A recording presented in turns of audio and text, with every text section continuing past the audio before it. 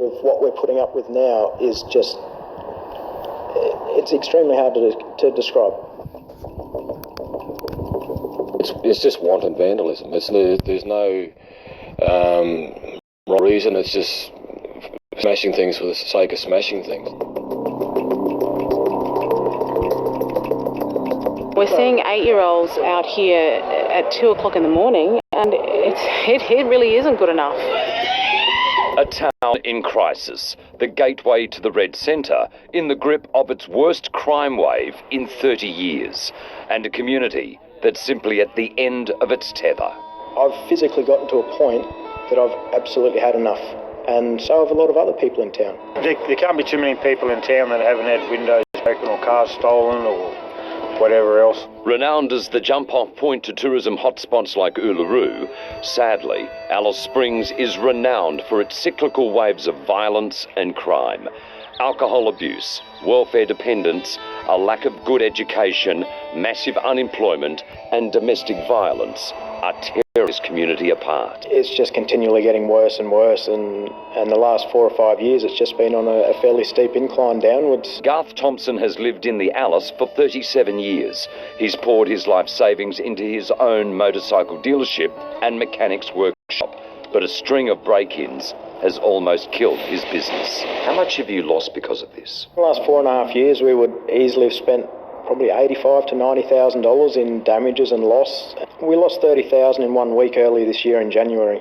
We got broken into 4 nights in 6, and it's just senseless. What percentage of businesses have been hit by this crime wave? I would say about 70%, 7 to 80%. Alice Springs Chamber of Commerce boss Kay Eade has seen businesses move away because of costly vandalism and theft. Could be like a $5,000 window with downturn in production, and then it could go up as high as the recent one, hundreds of thousands in one night.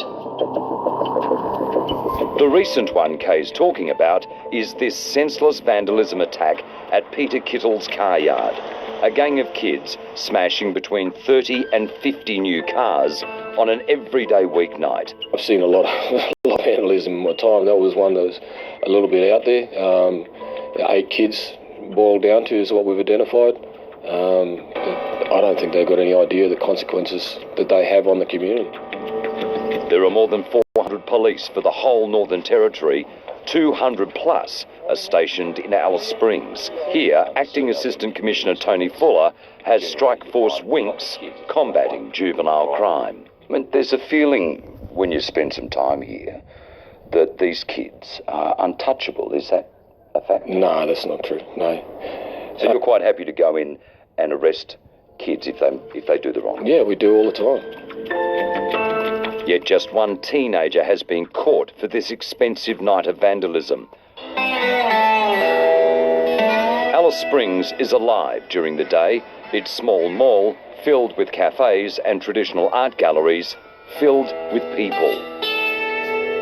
But once the sun goes down, this town changes before your eyes. Streets that were busy are suddenly empty. The amount of people that are scared to go into town of an evening, like, they're living by their own curfew. It's not by anyone else. As soon as it's dark, they're not going to set foot outside of their houses. We've got children dealing with issues such as, family violence, broken homes, and the children are basically allowed to roam free at night time, as we've seen a lot of. We've spoken to a few of the kids, and yeah, some of the kids are frightened of being at home. What we're seeing is a lot of their parents, are dealing with substance abuse, alcohol, substance abuse, gamblers.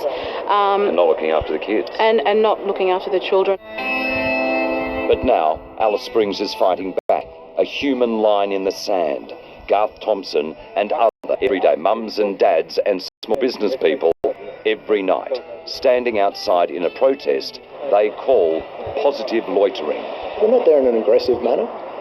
We're not there with any sort of threats or physical violence or anything like that. It doesn't stop the kids roaming the streets, but it shows them the community has had enough. One concern, very big concern I have, is the fact that quite often we find that Children aren't being removed because there is a fear of a second stolen generation, but what we have here is a completely different situation and circumstances. And these children just need a home with a family, no matter what background. You're just saying that some kids may have to be taken from their families. If they're out at night at 2 o'clock in the morning, night after night after night, well then clearly there is no parental control going on. You know, parents aren't playing their role in these children's lives. People are leaving town. The latest census took the numbers down from about 28,000 down to 24,000. There was a very definite drop in town. And that's an exodus. It's almost a mass exodus.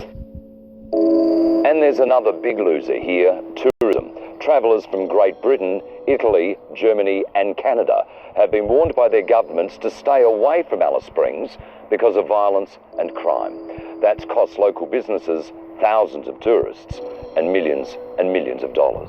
The hope is that the community will get together and resolve this problem.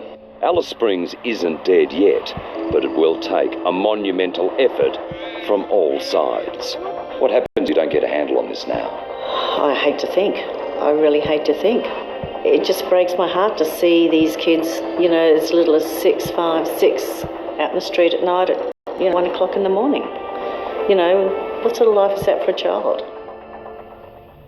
It's been reported the Town Council has voted on a motion to introduce a curfew banning young people from the streets after 10 p.m, but it's not supported by police nor the Northern Territory government.